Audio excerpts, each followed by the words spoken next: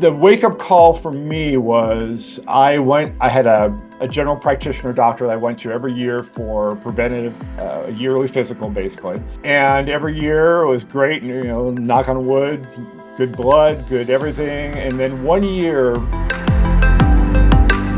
the first thing he says to me, first question, not, oh, good to see you again, or how are you today? The first question he says to me is, what prescriptions can I get you today? And he had never written me a prescription. And so it just is like, okay, what just happened in the world here? Hello and welcome to the Mindfulness Experience Podcast. I'm your host, Keith Fiveson. And today we have a truly inspiring guest joining us. Dr. Randall Hansen is not just an advocate, he's an educator, he's a mentor, and he is an ethicist. We'll find out what that means, but basically he's a thought leader on a mission to help the world heal from past traumas. Dr. Hansen's journey from wellness and deep healing has led him to champion the cause of true healing, going beyond symptom management to embrace authenticity, peace, joy, and love in every aspect of life.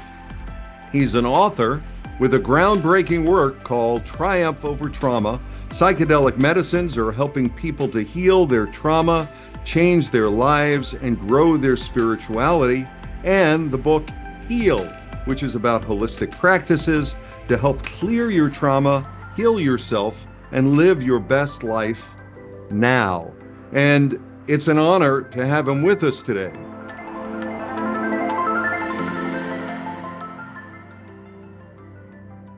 It's an honor to be here, Keith. Yeah, well, it's so great. We talked a little bit before the podcast. I feel like I know you. I've been following you. You've been following me, and it's so great to have you here. So, I'd like to jump into it because, especially going back to, did I pronounce it right? Ethicist? Yes, ethicist. Okay, so why don't we jump into some of that, really talking about what that actually means, and maybe a pivotal moment for you in your own experience that maybe brought you into your journey, helping others to heal. Sure.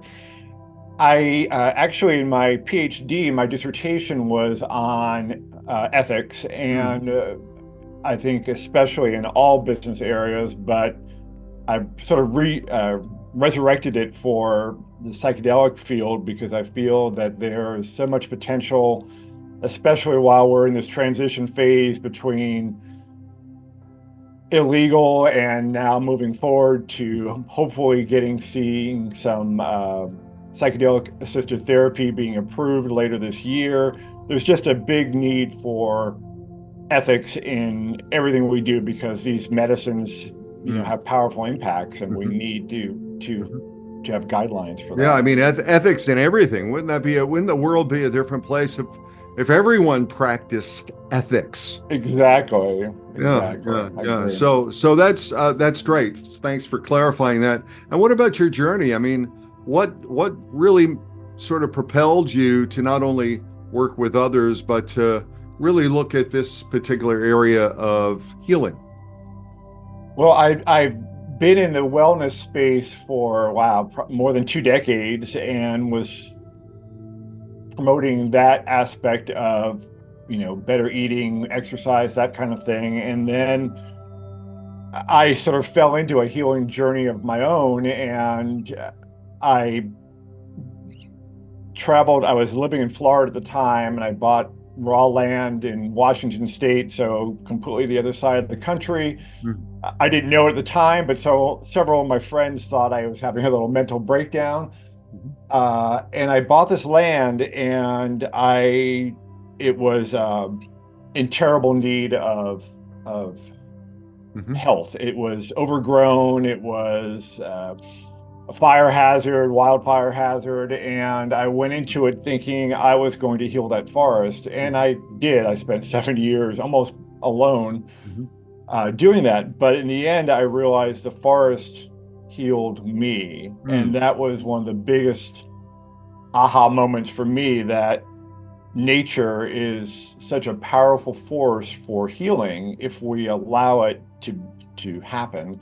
Mm. And so that began my journey of, Mm-hmm. okay, I found this healing. How can I help others heal? And I Mm. think that's the hallmark of healing, is really once you're on this journey, just like once we find this passion, for you, I know you were focused more around mindfulness, but that's all this is all healing. Mm-hmm. And again, one of the things we share in common. But once we are on that journey, then our almost natural inclination is to reach a hand out to somebody else and say, okay, I'm on my way. How can I help you get on your way? And so that's that was now about 14 years ago. And since then, that's been my quest. Psychedelics sort of ramped up that Mm. energy and enthusiasm, but it started about 14 years ago. Now you and I are connected on Facebook, and I think I saw you doing a barbecue outside or something Oh, along yeah. that line, and it looked like you were on a really substantial piece of land with a beautiful forest around you. Is that the land that we're talking about? Are you there now? No, well, yes and no. So I sold that property. So during this healing process, Mhm.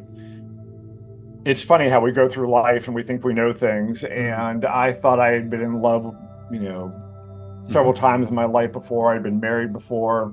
Mhm. And it turns out I knew nothing about, well, especially self-love, Mhm. let alone allowing someone else to love me or loving someone else. And so that 7 years, I spent a lot of time, as we do in a healing journey, removing those demons that I had, and just getting the acceptance of, it sounds silly, but the trees. I had deer there, but the end result was I brought that property to health. I sold it. Mhm. I then, at the same time, was meeting my current wife, Jenny, my partner, who at the time we were just friends, and I never thought it would end up being something else. But Mhm. that love brought us together. Anyway, long story short, we went on this 2.5 year road trip across the US to find where we wanted to live. And we ended up back in Washington, Mhm. about half an hour away from that other 40 acres that I Mhm. had. So we sit on 30 acres here. And yes, and so I have Wow. Wonderful. mindfulness. I have gratitude moments every day. I look out the window and I just can't not take a breath and just pause and be Mhm. thankful. So yeah, so I'm still on that quest. Nature is still probably my Mhm. primary healing Mhm. modality. Right, right. Well, that's wonderful. And, I was on your website and I was looking at, you have a matrix. I have a matrix, basically a matrix for healing. Yeah. And, one of the things I'm very aware of is that healing is very different than symptom management. Yeah. And I'm wondering what your perspective is in terms of the differences. I have the 8 strategies, the mind, the body, the spirit, the food and the sleep, and then the environment, the relationships, and the aspirations. But yours are different. I mean, they're more compact, but they also involve the ability to sort of get outside of yourself to really deal with some of those traumas. And I'm wondering, how do you discern the difference between the healing process, in terms of the components of true healing, and the symptom management area? Maybe we can talk about that. Yeah, yeah.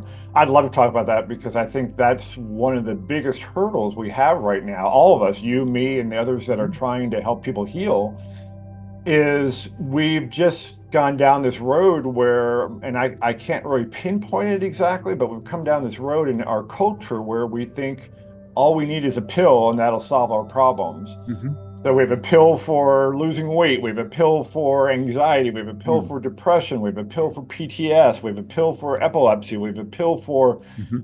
everything. The restless And leg syndrome. yeah, yeah. And then we have pills for the side effects of other pills. And so Right. and the wake up call for me was I had a general practitioner doctor that I went to every year for preventative, yearly physical, basically.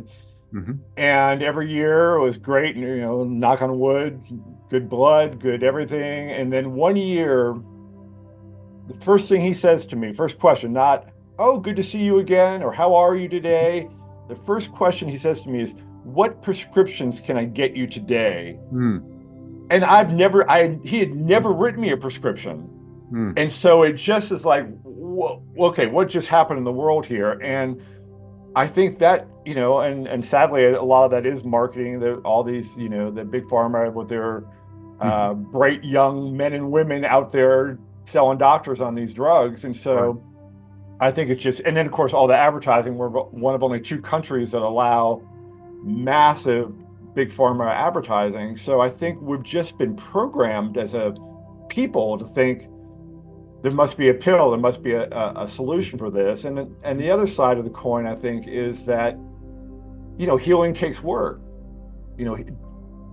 Symptom management, yeah, I take a pill and, maybe I don't feel quite like myself, but I don't have to think about it again until the next day when I take the next pill.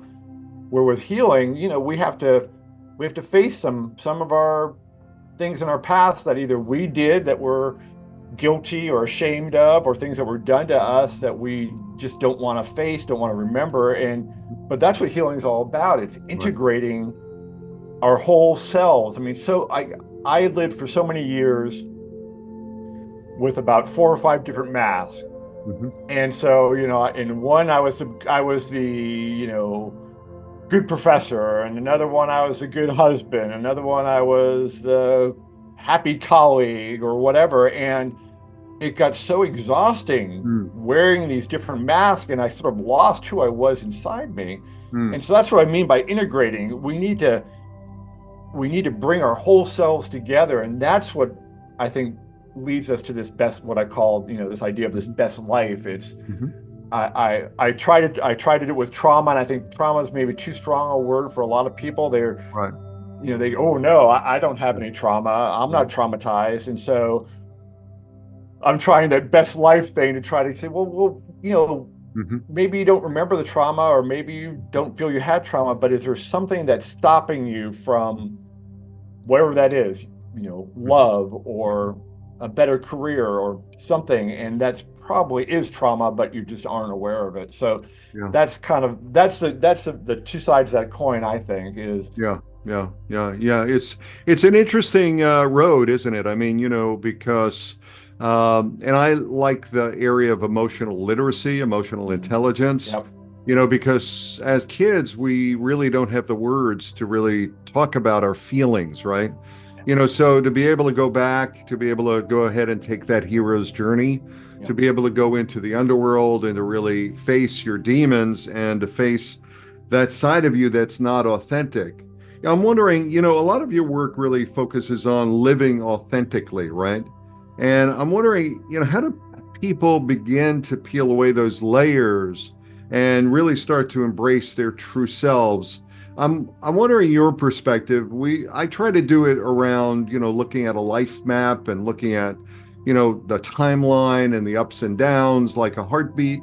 What are your techniques, and what do you think needs to happen? Because a lot of that is about, protection, right? As you say. Yeah, and I know, authentic is kind of an overused term, and so again, it's hard for people like us that are using the word, I think, the right way, or you can say your true self if you want to say that. But I think the key is first admitting that something's not right. To me, that's that first big hurdle. I think people need. I love that you have a roadmap. I love that the healing journey for me is kind of that roadmap. Because I think a lot of people do know there's stuff in their past, but it's like a mountain trying to, I can't climb 4,000 feet on a hike today. I'm too tired, or in that sort of same sense. But that first step, just saying, okay, well, let me just take that first step, just test out this process. And, again, it might not be psychedelics. It might be, well, I've heard about meditation. So let me just try going deeper into myself and trying to shut down this little voice inside me that says you're not good enough, or you should be ashamed of that, and just find that way. Hmm. Uh, to me, the psychedelics, which I have such a passion for, because in meditation, I'm still a novice at that, and so Hmm. I can still get interrupted way too many times by an odd sound or that little voice starting to come back up, like, "Oh, wait, don't you have something to do in an hour, and don't you shouldn't be preparing for it?" Hmm. And but with psychedelics, what I love about Hmm. that modality so much is, again, depending on the dose, Hmm. but the medicine will often say, no, no. That little voice starts to come up, and the medicine says, shut up. This is what we're talking about. This is what we're going to look at today. And you still have the option to say, no, not today. But for the most part, uh, you know, uh, I have a son that is much better today. He's in his 30s now. But when he was a teenager, he had horrible depression. Hmm. Hmm. And of course, that was my first entree also into the lack of healthcare in this system, how we look at mental health. But Hmm. besides that point, he went to a talk therapist that wasn't covered by our healthcare because they only were focused on the pills. Hmm. But he my son used to joke with me, oh, we talked about baseball today because I didn't feel like talking about my feelings, and I just said, oh, there goes $200 out the window. Thank you for telling me that. Hmm. But that's the thing, so talk therapy is wonderful if you have the intention, the mindset to actually do the work. Hmm. But if you're going there, you don't have to address any of these issues. You control that side of it. But again, that's what with psychedelics, it's like Hmm. that's why I love the idea of working with a therapist and Hmm. psychedelics, because Hmm. you can have the psychedelic experience, and then you can talk it with a therapist or a coach, Right. Right. and work out those details. Hmm. Hmm. But yeah, Yeah. I think that that first step in that, and seeing and knowing that it's a journey. It's not going to be. Fortunately, it's not going to be a magic pill, but I think it's a million times better than a magic pill, because when you're walking that journey, every day you're going to feel better. You'll still have some setbacks. You'll still might take a few steps backwards on this journey, but Hmm.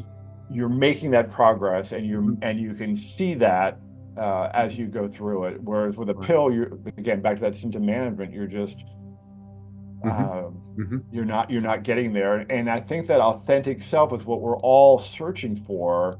I Hmm. in some ways I feel like I wasted 30 years of my life on dealing with this trauma fueled life. Hmm. Uh, Hmm. and I wish I could go back there, but on the other hand, I'm extremely excited that I started that journey, and here I am today, and now I can Yeah. help others on that journey. Well, it's interesting because oftentimes I find many people that are in the profession of healing and taking care of, others have really experienced their own brand of trauma. And the reason they came to the work is to go ahead and really start to work on themselves. But then they, as you put it earlier, they find some healing and they find an opportunity to go ahead and work with others. I want to unpack the psychedelic area because in your book, Triumph Over Trauma, you explore the role of psychedelic medicines in healing. And I'm wondering, how do you see the substances fitting into the landscape of mental health treatment? I mean, I'm a psychedelic assisted therapy provider, I'm a coach, I work with individuals. And of course, a lot of it is underground, certainly here in the East Coast. And we're hoping, with the MDMA trials now being approved through the FDA, we're looking at maybe, I don't know, August or so of this Yep. next year. But still, there are a lot of other things that are still underground. And, I'm wondering, where do you see them fitting in? And, will it still be an underground thing? And how do we help people to realize that these are not drugs? They're really medicines. They're really things that really help us to unfurl things or untangle things or really get the story that we didn't look at before a little bit more clearer. Yeah, yeah, great question. Again, I put my educator hat on, and I never planned to write one book, let alone two in this space, Mhm. but I don't know if you've heard the story, Keith, but I was actually at the end of an LSD journey, Hmm. sitting on my deck overlooking this forest, as you talked about, this little lake we have, and I'm looking at right now. Hmm. And it, as you know, it's sort of ineffable. We can't really describe it. And it wasn't a voice, it was this energy. And anyway, Hmm. so something, it just said, you have to write this book, Hmm. and here's the outline. I ran inside, grabbed a pad of paper, and I went back out because I felt like I had to be in the exact same spot. And I wrote down this outline, and about three-quarters of the final outline of Triumph Over Trauma is on that pad of paper from that day. Wow. And so to me, psychedelics are Hmm. a key cornerstone of dealing with this mental health issue, because there's so many facets of this mental health issue. We have this loneliness epidemic that is Hmm. just expanding. Even we thought, oh, the pandemic's going to end, it's going to change, but it's still expanding. It's Hmm. still growing. Hmm. Of course, we have the depression, anxiety going on, PTS, not only from all our 20 years in the Middle East and all these soldiers, even going back to Vietnam, we still are. I love that Heroic Hearts and other nonprofits are looking at all veterans, not just the most recent, but even Vietnam vets who are still suffering can get these treatments. Right. I'm excited that VA is finally doing some preliminary Hmm. looking at it finally. Hmm. And so I'm really hopeful, especially with what MAPS has done with MDMA, and I know others are doing with psilocybin and others, that it will. I think that's the right process, at least to get this going. Hmm. My personal philosophy is that psychedelics, to me, there's all three avenues should be open to people. Hmm. You know, psychedelic assisted therapy for sure. That's going to be the healthcare model, Hmm. most likely. Uh, but then I believe in the church model. I still, that's one way that it's psychedelics are somewhat legal in the U.S. if it's through one of the churches that won that right through the Supreme Court decision. And then, but I also believe in the personal mental health development, Hmm. personal growth, that people should have the right. Most of these are plants, Hmm. and they should have the right to either grow them and use them as they need for their personal health. They just shouldn't have to go through their healthcare system, especially given how bad our healthcare system is for most of the people. Right, right. Well, in your book, Heal, it's the Heal is the name of the book, but there's this concept that you brought into the book around holistic practices Yeah. that's outlined in the book.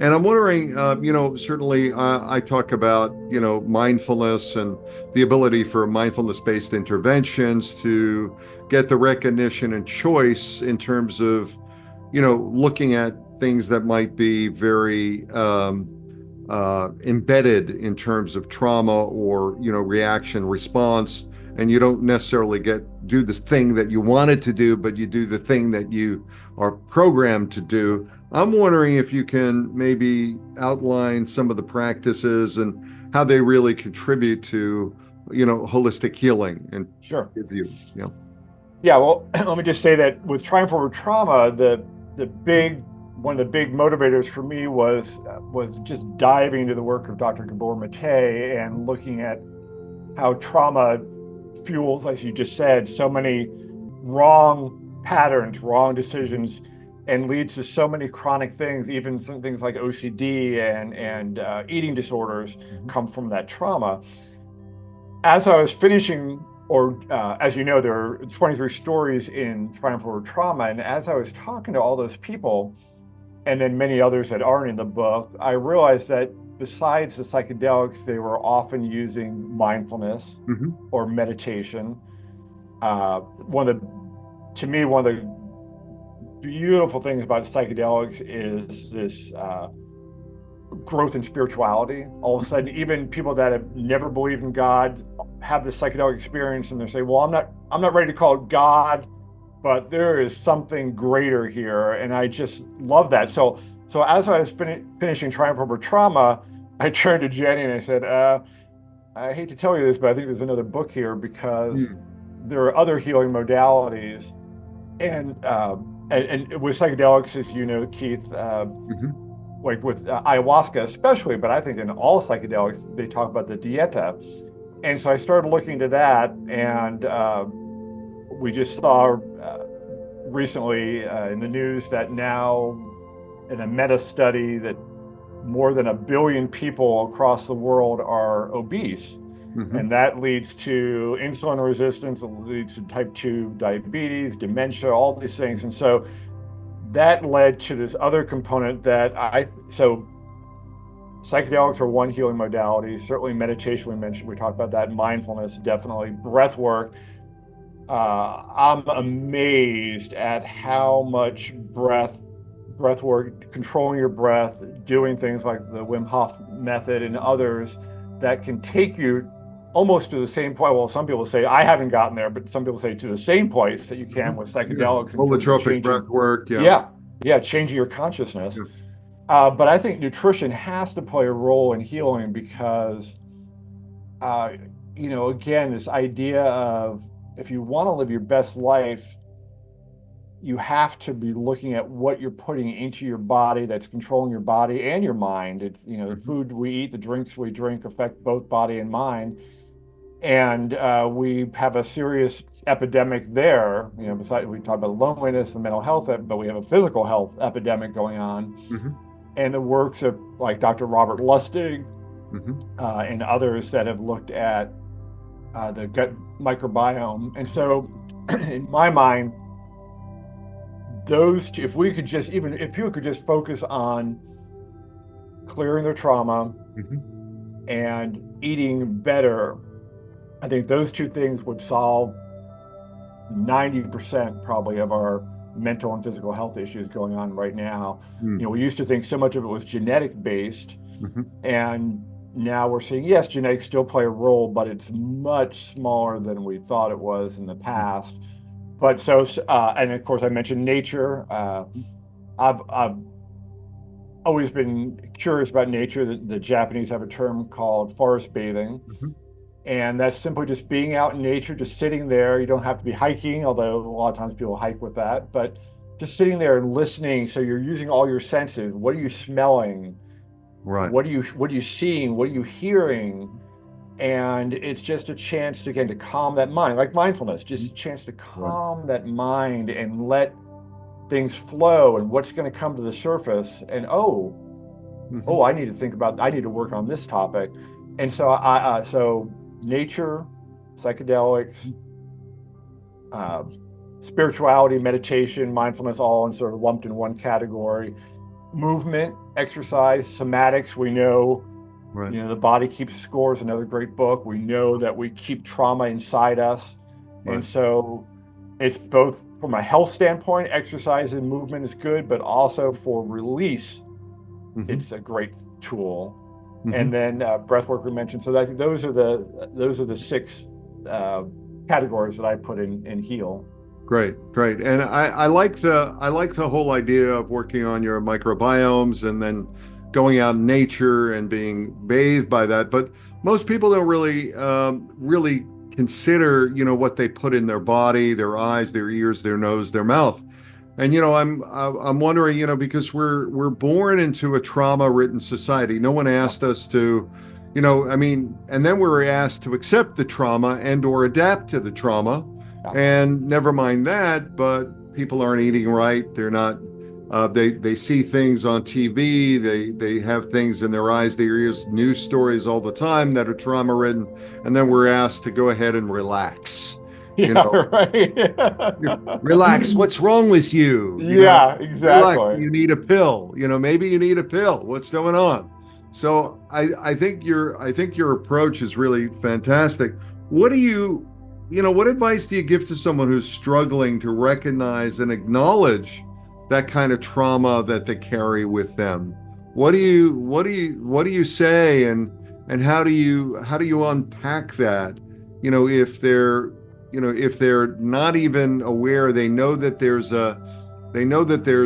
like in the Matrix, they talk about the nail or they talk about the thorn that's Yep. inside of them, but they don't necessarily know what it is. Yeah. Yeah. And that's so amazing to me because I know, Keith, you've seen this too, but uh, I've watched a lot of the videos of these folks, these veterans coming back from Heroic Hearts Project retreats, and they're the before you can tell they know they have trauma, but they think it's war trauma. And the first night they're saying, "Okay, bring on the war." And the first night it shows them childhood abuse or some childhood trauma they had totally blocked out. And so I think that is a big issue is Mhm. if you don't know you have trauma. That's why I say, well, look at what's happening in your life, Mhm. because if there are these gaps or these blockages that are stopping you from doing whatever it is you want to do, like I said, it could be love, it could be career, it could be moving across the country, it could be whatever it is. What is stopping you? And it's probably trauma. And so that should be the impetus for that first step in going there. But let me just I jump on something else you said, because I think if you look at when we grew up, Mhm. there was no social media. Mhm. Um, and I think social media, while we use it for our posts and Mhm. sharing podcasts and books and things like that, it is such a dangerous force because it gives people, including us, the dopamine hit when we get 100 likes or Right. 40 comments, like yes. But it also fosters this comparison syndrome. Mhm. And I can't tell you again, when we were on this road trip and we were reconnecting with friends, and on their Facebook page, they were all smiling and happy. And I Hmm. here's our new puppy and life is great. And I went and then we meet up with them. And I still remember this one dear friend of mine who every post was just life is great, kids are wonderful, career is great. And we meet up, and the first thing she says to me is, Mhm. I'm getting a divorce. My Hmm. husband is abusive. Hmm. Wow. Where Yeah. does it? I mean, I'm not saying that's what you want to Right. broadcast on your social media, Yeah. but it's so many people see other people's Mhm. happy posts and they assume, well, Right. everybody else is happy. What's wrong with me? Right. And it's like, well, no, they're probably not really that happy, but they are putting up this front. So I think social media is both a blessing and a curse in that sense. Mhm. Uh, but So good. so some of the things that you're talking about are really getting real with Yeah. people. And I Yes. always say you don't have to tell people specifically what the events are, Right. but you can share with people what the feelings are. And you can be a little bit more articulate about that, because it's both and, right? Yep. It's neither, someone might say to me, how you doing? Well, and I might say, well, I'm somewhere between the great abyss and the, incredible cosmos, I'm somewhere Yeah. in between there, and, Yeah. I think there is that element of really getting real with your emotions, Yeah. really talking about what you feel. And Yeah. most people don't learn that, Yeah. right? They I don't, I agree. mean, we're teaching it to our, we're teaching it to kids in school in terms of emotional, emotional, what is it, ESL, emotional social Oh, yeah. learning, yeah, Yes. ESL Yep. classes, yeah. Yep. But I think that's a big one. So it's sort of getting real, huh? Yeah. Yeah. Yeah. And just again, I think finding your real self again, trying to get back to that. But I think we can easily put on a persona. There's another mask that we wear just on social media. And I just think that, but I think the bigger fear, like I said, I think the bigger issue is the comparison when I am saying, oh, well, look at this guy who looks kind of like me, but he's VP of whatever, and oh, he must be making, he has a new Lexus or a new whatever, and all of a sudden I'm going down this rabbit hole rather than focusing on what I care about and what I need, Mm-hmm. it's I guess it's going back to that back Mm. in the day before social media, where they called keeping up with the Joneses in a different but much more Right. crazy way today than back in those days, I Right. think. Right. Well, it's so interesting that point because, I was saying to somebody earlier today, it was earlier today, we were talking about a client that I was working with, and we were talking about the difference between self-worth and net worth, and we're in a society that Wow. really dictates your self-worth based on your net worth rather than who you are as an individual or what you contribute or what your interests are. Right away people will meet you and say, so what do you do? Yep. And then they'll gauge you based on what you do.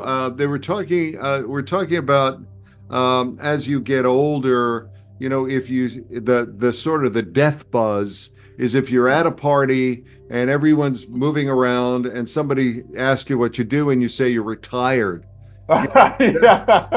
then Yeah. they'll say, oh, how,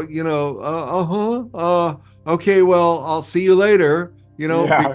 because people don't know how to relate to, individuals beyond their jobs or their net worth, Yeah. maybe. Yeah. I belong. In fact, Jenny and I run a psychedelic society here in Spokane, and the thing I love about these groups, and each meeting we have new people, but we had one new person at the last meeting. At the end of it, came up to us and said, "Oh my God, the stuff you talk about is real," Mm-hmm. and I've never been in a group where instead of saying, "Oh, how's the weather?" or whatever, people were talking about their mental health challenges or the trauma they faced. And she said, "This is unbelievable, and I'm so honored." And I said, "Well, that to me is a hallmark of again, people on a healing journey. They're not focused on the outward; they're focused on the inward." Right, right, right, right. It's very interesting. I want to ask you, you're an advocate for healing, and I'm just wondering, what changes that you'd like to see in the world. I mean, there's this, we've talked about a lot of stuff. Maybe I'll flip this a little bit about the intersection between spirituality, healing, and particularly in the context of overcoming trauma. Do you think that, in our Western model, it's really, to your earlier point, it's really about, taking care of the symptom management. Yeah. So I'm wondering, where does the spirituality come in, and what kind of role do you think that might play, to your earlier point about people, sort of using psychedelics and having their first, aha moment, Yeah. Well, for facing my fear of maybe upsetting some of your audience, but I would say in a way, organized religion has kind of really hurt spirituality. Mm. And I currently belong to a church where they actually talk about that message themselves. It's like, uh, religion puts all these rules and restrictions on people, where spirituality, it almost pushes people away from the actual point of why they're there, which is to have this closeness with whatever, again, whatever we call that, the universe, God, Allah, Jehovah, whatever, The whatever. ineffable. Yeah, yeah. And I love that there is a growing spiritual element in going around the world. Organized religion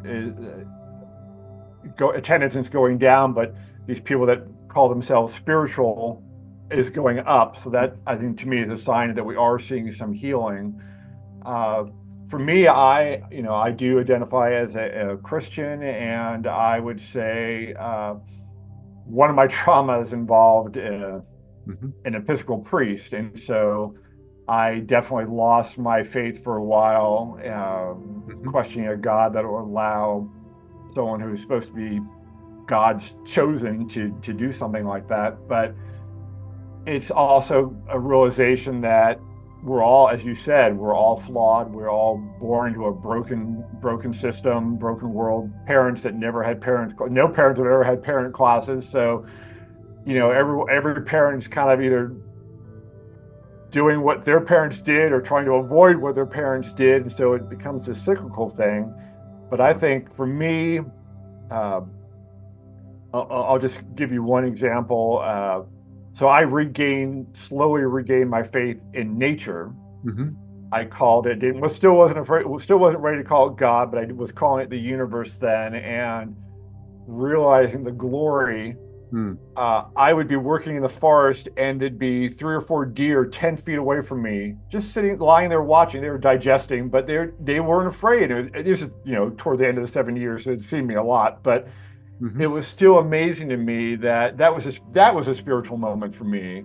Mm-hmm. So I define spiritual, I guess, in a broad sense, but I'll kind of wrap that up with I had this ayahuasca experience that my intention wasn't to get closer to God at that point, but it was a very weird experience which I don't have time to get into. But the end result was this was in an underground center. So come back to what you were talking about, Mm-hmm. but it was on the west side of the state, which is rainy, cloudy. In fact, it was raining all day.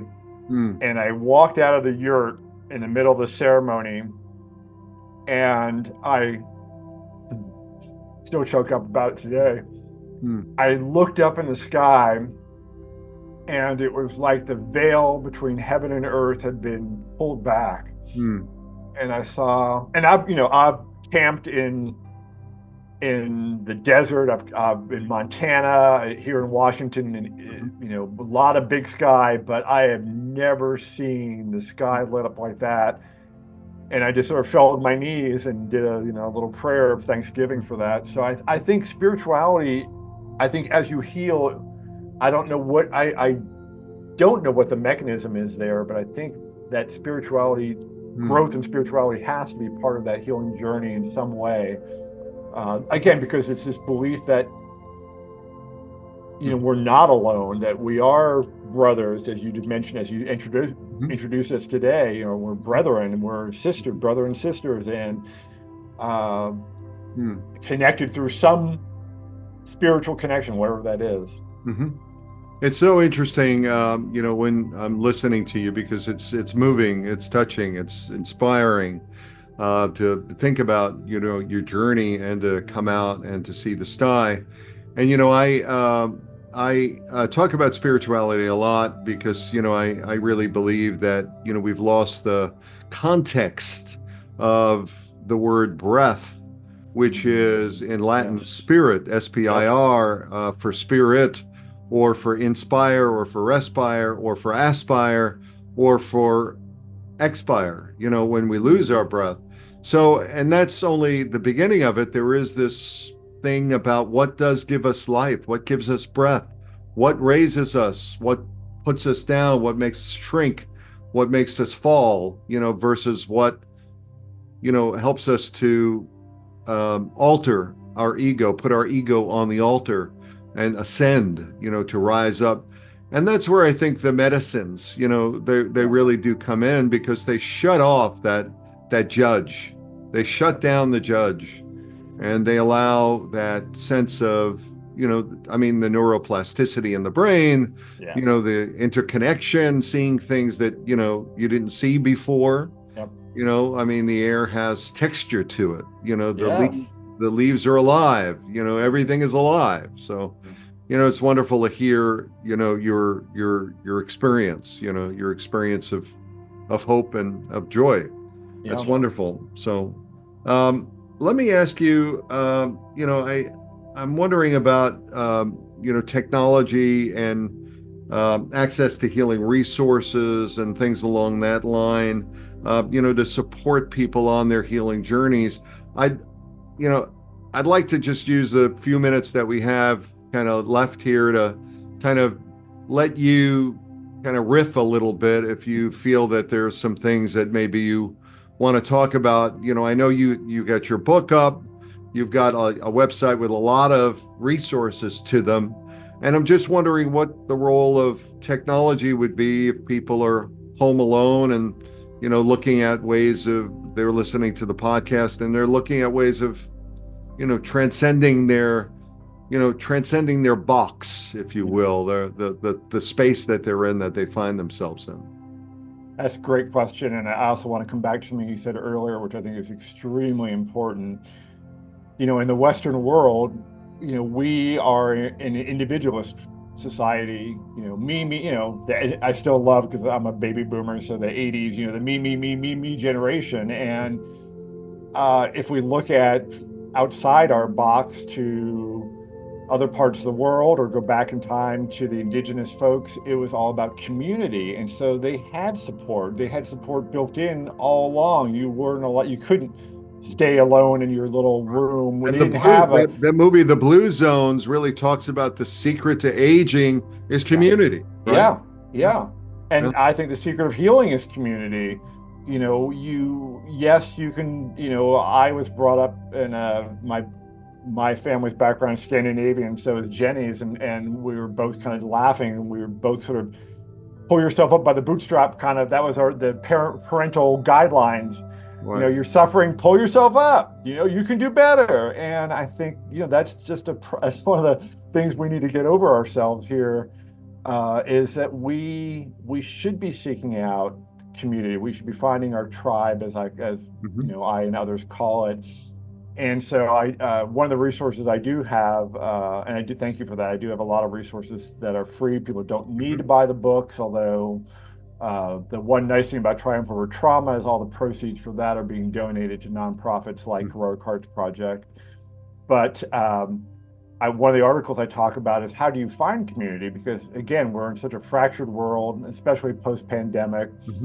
And I think there are ways, whether it's volunteering, or if you are interested in psychedelics, there's psychedelic societies, but then Meetup itself has a million other groups. So if you like chess or tennis or square dancing, you probably can find a Meetup group in your area. And so I just encourage people to, so that's the plus side of technology, is whether it's on LinkedIn, which I think is the greatest platform for finding professionals that you might want to interact with.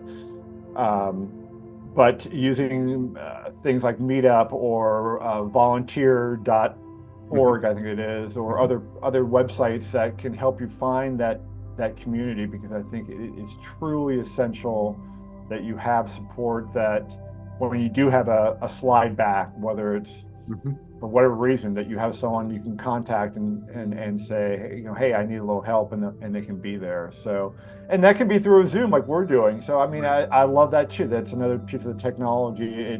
It's not quite the same as a hug, a virtual hug's not quite the same, but at least you're not sitting in a dark room, hearing that voice, as you talked about, that little voice that can be so detrimental. Right. Yes, take another drink. Yes, do another shot of heroin. Yes, watch that porn. No, shut that down.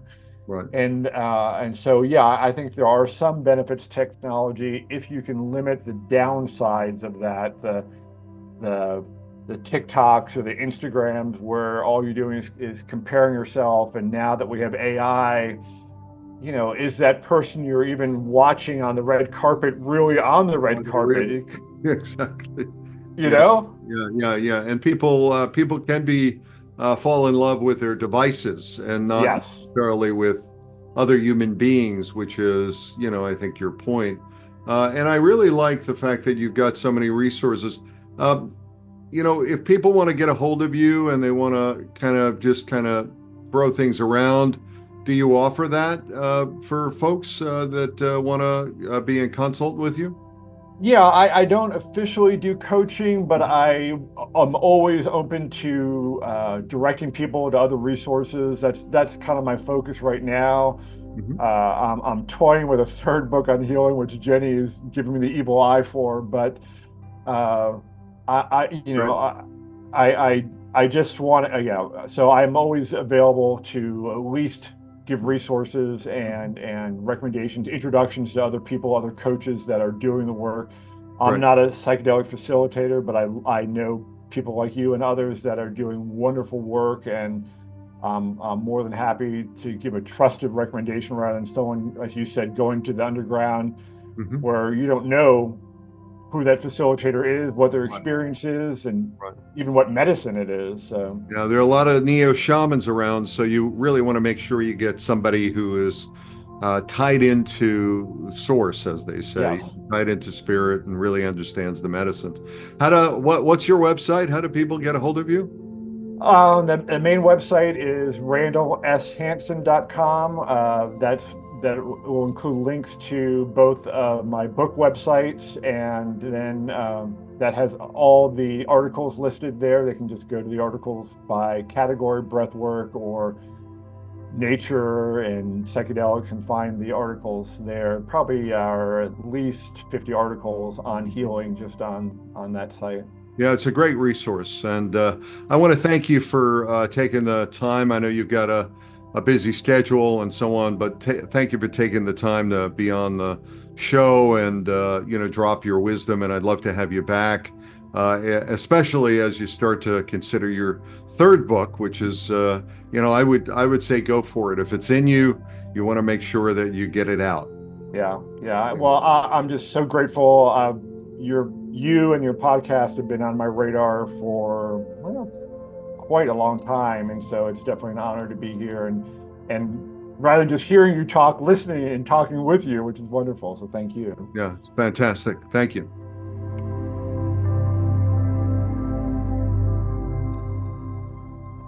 Thank you so much, Dr. Randall Hansen, for sharing your wisdom, insights, and passion for true healing with us today. Your dedication to spreading the seeds of healing is truly inspiring, and I'm sure our listeners have gained invaluable perspectives from our conversation. To our listeners and our audience, remember that healing is a journey worth embarking on, and one that leads to authenticity, peace, and a life fulfilled with joy and love. And if you want more information, make sure you go to randallshansen.com to find out more about Dr. Hansen's work. Until the next time, stay mindful and take care.